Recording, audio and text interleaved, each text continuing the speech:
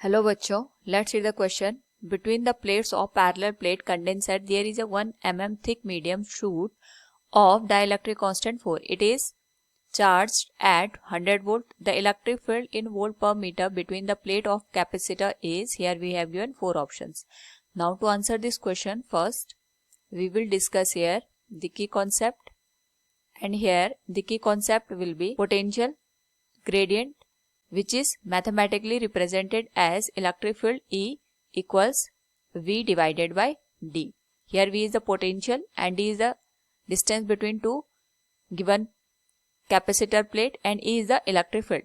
साथ में हमें ये भी ध्यान रखना पड़ेगा, अगर हमारे पास यहाँ पे जो मीडियम है उसको हमने एयर या वैक्यूम को हटा करके कोई डाइलेक्ट्रिक इंसर्ट किया है, तो जो हमारे पास ई की वैल्यू होगी it will be given as V divided by K into D के बराबर.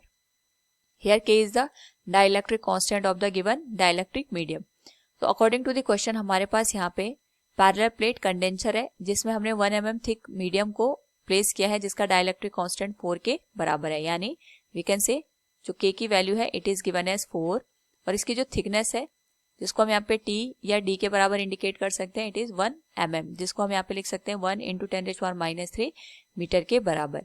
और यहाँ पे जो V की वैल्यू दे रखी है it is given as 100 volt. तो अकॉर्डिंग टू द क्वेश्चन हमें यहाँ पे इलेक्ट्रिक फील्ड की वैल्यू को फाइंड आउट करना है and the value of electric field is given as V divided by K into D.